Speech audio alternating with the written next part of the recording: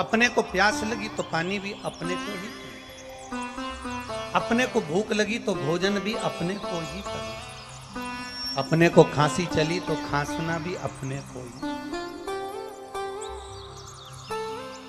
तुम जैसा कर्म करोगे वैसा भोगना। महाराज, एक पिताजी अपना पूरा राजपाट, अपने 3 बेटे हैं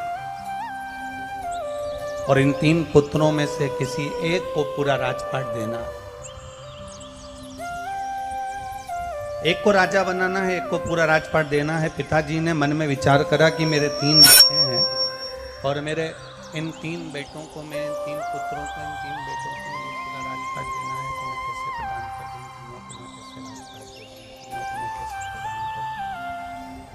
तीनों ने विचार किया, पिताजी ने विचार किया, अभी अच्छा चल रहा था, फिर गड़बड़ कर दिया आपने। पिताजी ने विचार करा कि इन 3 पुत्रों में से मैं किसको राजपाट दूं, इन 3 बेटों में से मैं किसको राजपाट दूं, मेरा बड़ा बेटा, मंझला बेटा कि छोटा बेटा। मंझले को दूं कि बड़े को दूं कि छोटे को दूं, मैं राजपाट दूं तो दूं किसको, मैं किसको प्रदान करूं। अब पिता ने ये बात का स्मरण किया और अपनी धर्म पत्नी से कहा कि मेरे 3 बेटे हैं, बड़ा, मंझला और छोटा, इन तीनों में से मैं अपने राज्य का पूरा राजपाट किसके माथे करूं कि मैं एकदम फ्री हो जाऊं और बेटा इस राजपाट को संभाल ले, बेटा इस राजपाट को जान दे, मैं किसको राजपाट दे दूं तो दूं किसको, प्रदान करूं तो प्रदान करूं किसको, कहूं तो कहूं किसको। धर्मपत्नी बड़ी समझदार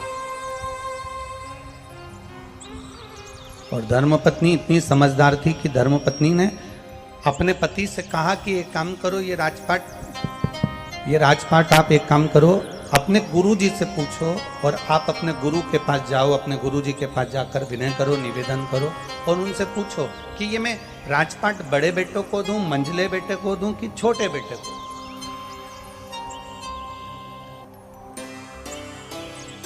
पति अपनी पत्नी को लेकर गुरुजी के पास पहुंच गए। नंदीश्वर शिव महापुराण की कथा चल रही है, जरा सावधानी से सुनना और अपने जीवन में उतारना जरूर।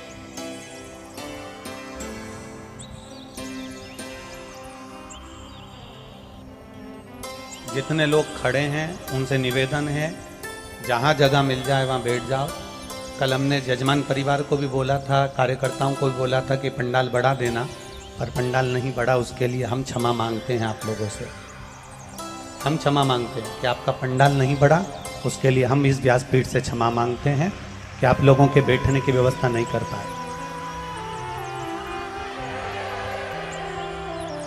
और आपसे निवेदन है कि जहां जगह मिल जाए, भले पंडाल के बाहर, आप जहां जगह मिले वहां बैठ जाइए। और बाहर से आने वाले अतिथियों से निवेदन है, अगर यहाँ पंडाल नहीं बढ़ रहा है तो आप अपने घर से आस्था चैनल पर कथा सुनिए, और अगर आ रहे हो तो अपने साथ में एक छाता या एक चादर लेकर आना, जिसको पकड़कर आप आराम से कथा श्रवण कर सकें।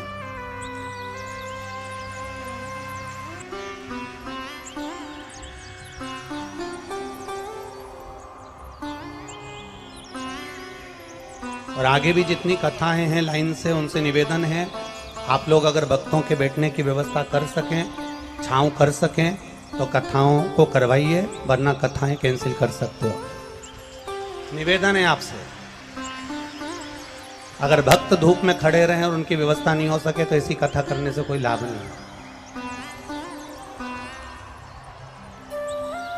आप लोगों से निवेदन है, जहां जगह मिल रही है वहां रज पे बैठ जाओ, जमीन पर बैठ जाओ, और अपने आसपास में जो छाते हों, चादर हों, उसको सिर पर डाल के आराम से आप लोग बैठ सकते हैं।